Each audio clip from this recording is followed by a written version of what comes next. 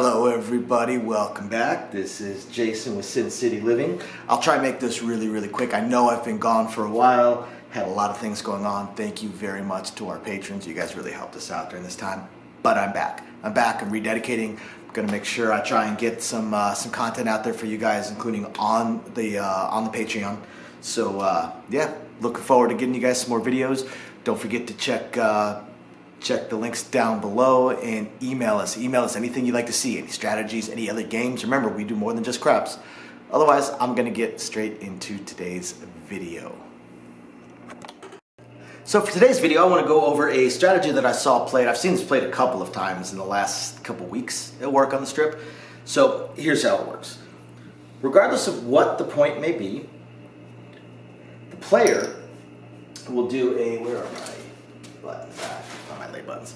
The player will do a direct lay. I'm just going to heal it right now because I can't find my lay buttons. Going to do a direct lay of the point for $300. That's what they were doing pretty much every single time.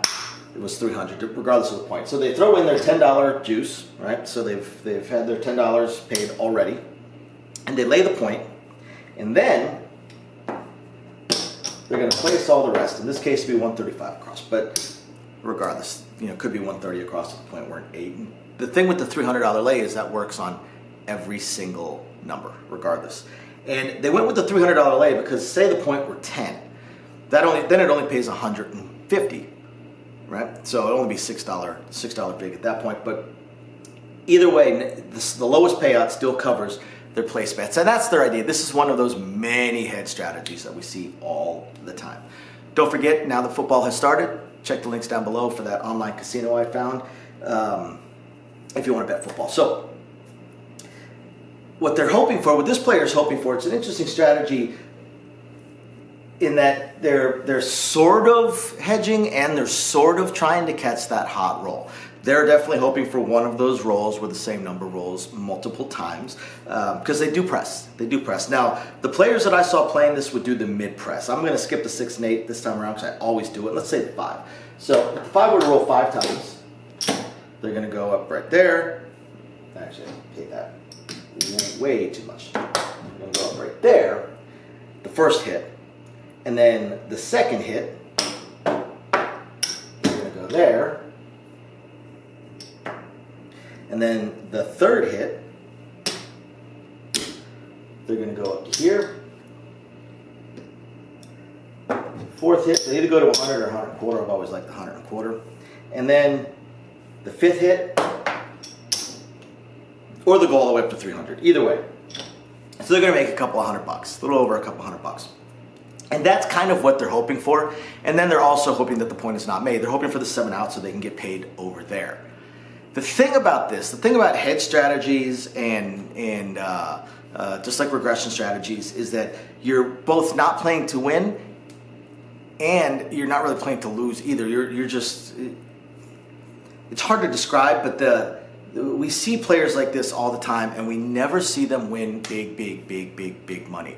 At best, what I'll see is they'll finally catch one of those rolls where they hit a few of these and then the 7 out, then hit a few of these and then the 7 out, hit a few of these and then the 7 out, and make $400, $500, $600, which always brings them back up maybe to even or up like $100 or something like that. Meanwhile, other players that have caught these same kinds of rolls end up making the same or more, but don't have such a big loss. Because this particular strategy can absolutely kill you a couple of different ways.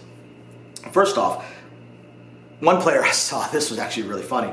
He came up at a cold table. So he came up the perfect time if he wasn't placing the points. So he came up when we had 7 in a row of 0.7 outs. It was absolutely brutal. We cleared the table. We had like 9 or 10 players and they all left by the seventh shooter. This player didn't make much. You know, on a 9, sure, they're gonna make $65. You know, on an 8, you know, they make their $250, they lost their $130, so they make over $100. And on a 10, they only make like $15 because they're losing all of this. They need some of these to hit, and because they're pressing, they need them to hit pretty good. There was one guy that actually would do full presses. He would go from a quarter to 50 to 125 he was doing full presses, so he had to catch a super hot roll in order to actually make some money off of there. What I've also seen happen is I've seen the come out roll, we mark the point, they do their direct lay, they pay their juice, they go across, winner.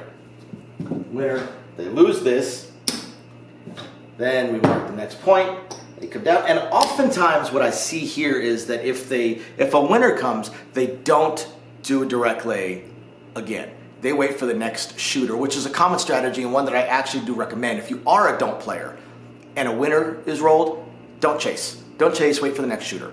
Wait for the next shooter, or set in your head exactly how you want to do it. Maybe you only want to do it twice per shooter. 2 winners and just stop betting on that person. Do a direct lay a second time and then stop. Very rarely do we see 8, 10 hot shooters in a row, even 2 or 3 hot shooters in a row. It just doesn't happen too often. So a lot of times they won't do the direct lay. They just move their place bet over and they just remain. And then the 7 out comes. So what we get is a point, a winner, a point, a 7 out. Person's lost their $300 and they've lost their $130. They lost $430. It's not so much the loss that kills them. It's how difficult it is for them to make it back with this particular strategy. Because you're trying to do an either or sort of strategy, and it makes it difficult. It makes it very, very difficult for them. This is one that I'm not going to sit here and run down all the mathematical variants, all the mathematical possibilities of it, because you're betting 2 different sides. There's so many different ways it can go, and this would be an hour-long video. I'm just going to tell you from many, many, many, many, many, many years of watching this game, of dealing this game, of I don't know how many tens of thousands of hours I've probably spent watching players and watching strategies. This strategy just doesn't work very well. It doesn't. This is not one of those strategies that I can say that I have ever seen someone color up big money, ever.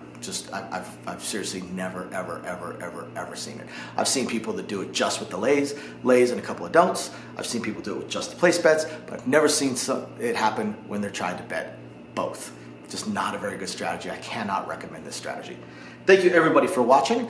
Don't forget, shoot us some emails if you have any strategies or anything you would like us to shoot for you guys or show or evaluate or just something interesting to show the rest of the viewers. Thank you again, everybody. We'll catch you next time. Bye now.